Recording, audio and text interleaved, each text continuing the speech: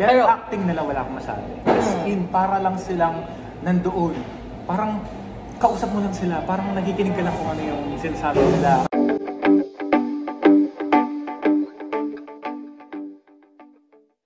Hello guys! Good evening. This is Jayco Manangan and you're watching my channel Jayco Manangan TV. Thank you very much sa mga nakasubscribe dyan. And for more showbiz updates, don't forget to like and subscribe to me. Kasama ko ngayon ay walang iba kundi si Vito Santos. Ayan, there you go. Meron din siyang YouTube channel. Pakilala ka naman. Yeah, ako po si Vito Santos, ang makakadaldal ko sa aking YouTube channel. Hope you can like and subscribe. Meron din akong sariling YouTube channel na sariling review na ginawa namin dalawa. So hope you can watch it as well.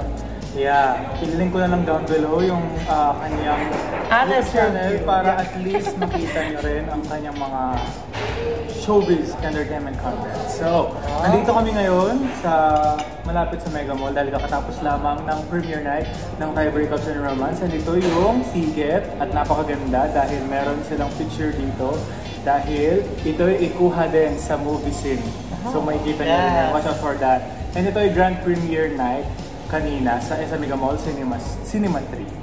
So, maraming mga artist ang dumalo, napakadami star-studded. You can watch that content on my YouTube channel. Makikita nyo dun lahat mga star-studded.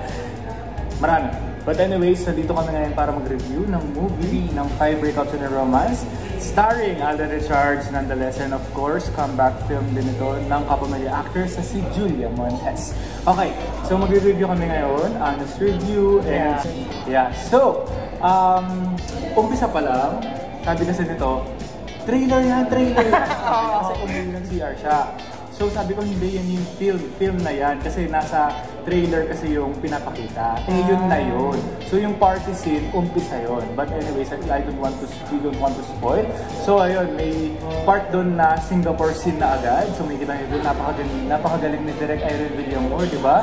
Kudos to her. Napakaganda ng grading, color grading. Napagandang Singapore, so parang mapapa-love ka sa Singapore pag napanood mo ito. Though ilang parts lang siya, ilang minutes lang siya sa film, pero malaking impact siya sa love story ng dalawa, sina Justin and Lance. So, how's the film? Ako muna. For me, it was a great movie. Comeback film ng dalawa. To think na maganda yung team up nila eh. Maganda sa tignan kasi matangkad din si Julia. Mature yung film, mature yung story. Meron doon scene na SPG talaga, but yeah, talagang super haba nung scene na yon. Watch out for that also. Isang one of the highlights din yon. Tapos, napakaganda na tingnan. Para silang parang in a relationship talaga sila. Justin and Lance. Yeah, maganda yung flow ng film. Nandun yung Singapore scene, nandun yung breakup scene nila, yung may kita nyo dun, yung pinaka-trending na lines nila, yung drop scene nila, kung group study, ganyan. Makikita nyo dun yung sinabi o yung the lines after that. Yes, yung the lines after that. Grabe yung, parang di sila nag-acting. Yun yung masasabi ko. The whole film, parang di sila nag-acting. Kaya, grabe, magaling talaga silang artista, wala akong masabi. Natural actors, parang, tsaka natural actor. Yeah, maganda yung film na yun. Roller coaster ride lang siya. Sabi ko nga, dahil bakit roller coaster ride? Maganda,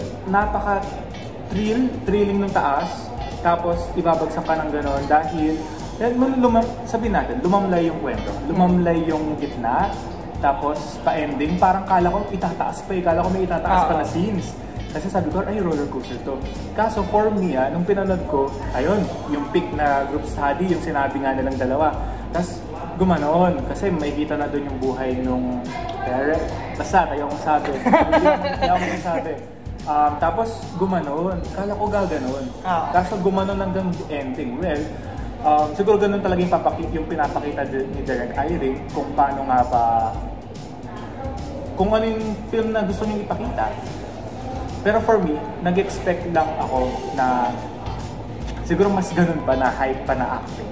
Pero, don't get me wrong, maganda yung pagkakatugma-tugma lalo na yung ending. So watch out for the ending. Napakaganda dahil sa BGC yata yung sinut, yun yung last taping nila.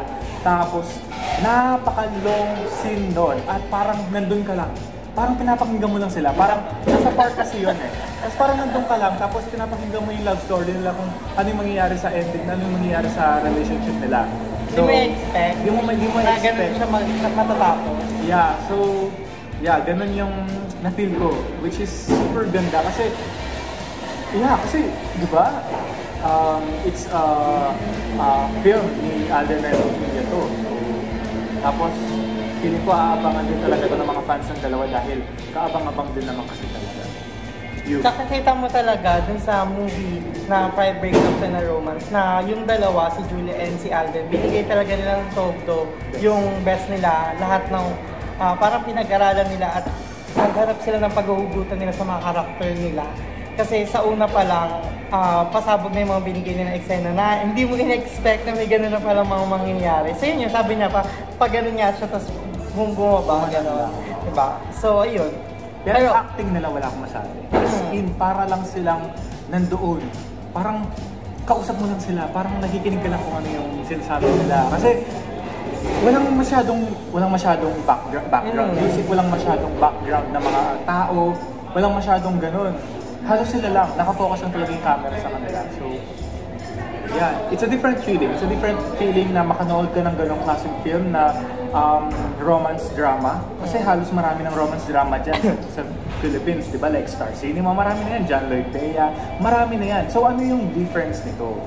Yung difference kasi nito is parang, for me, makaka-relate ka kasi usapang love life, usapang break-up, usapang ano yung mga reasons bakit nag-break up yung dalawang tao, dalawang nagkikita. Saka kahit hindi ka naman na nagkaroon ng love life, makaka-relate ka each character kasi may kanya-kanya naman silang kwento. Yeah, ayoko mag-spoil dun sa character ni Lance na meron din siyang kwento dun. At meron din kwento si Justine kung bakit nasa Singapore siya at ano mangyayari in the end. So we don't want to spoil. Yung mga highlights lang naman, tsaka yung mga, anyways. Ano pa ba yung dapat sabihin sa favorite scene? Madlang people? Favorite scene? Oo. Ako for me yun, yung nasa, yung drop trailer nila. As in, yun. Talagang palakpakan yung mga tao. Kasi napaka-long video din yun. Kasi kung makikita nyo doon, parang seconds lang, di ba? Sa trailer. Pero marami pang linyahan doon. Marami pa anong reason ba't naging ganun yung reaction ni Justin kay Lance. Ano naman yung pinaghuhugutan ni Lance? Bakit ginawa niya yun kay Justin? At kung ano ang reason. So marami, you should watch that. Kasi iba pa, ganun lang yung trailer drop scene, pero ganun yung scene. Ganun, napaka-long ng scene. Maraming mangyayari pa doon. Yun yung nasa taas, yun yung peak talaga for me. Ako siguro yung most favorite scene ko is yung scene pag kasama niya yung pamilya, yung parang kompleto silang pamilya doon. Pamilya ni Julia, ni Lance at ni Justin. Malalaman niyo kung bakit. Basta, yun yung gusto kong scene kasi parang pinapakita doon yung other side, yung culture ng Pilipino which is family ties. Yun yung other side din na pinakita sa movie. Like, diba kasi tayo kasi masyadong sa pamilya, ganun. Lalo pag matagal na kayo, something like that. Na isa din yun sa magiging reason ng break-up nila. So, you should watch that kung ano yung reason, bakit kasama yung family dun sa break-up or yung reason ba't mag-break up yung dalawa. Ano pa ba? Yung culture nandun na, yung family culture, yung nangyari ng 2020, nandun din sa movie. So, yeah. We don't want to elaborate things pa kasi alam ko maraming excited na makapanood ito simula bukas. Wednesday, October 18. Showing na siya in cinemas. Hindi ko pala nabanggit din sa channel ko. Palabas na siya bukas. Cinemas nationwide in all 220. And 220. Ayun, nag-220 na. So, counting pa yan kasi alam ko magiging hype din yung film na to, lalong-lalo na Alden and Julia yung starring dito. So, yeah, maraming silang ginawa dito, mga promotional tours, ganyan and everything. Maraming, they gave 100% sa mga media ko nila interviews. So, supportahan din natin yung film nila dahil malaki din yung pagod nila dito. And, yeah, support Filipino films, lalo na bumabalik sila na, and may MMFF na rin this 2023. So yeah, there you have it guys. Thank you for watching.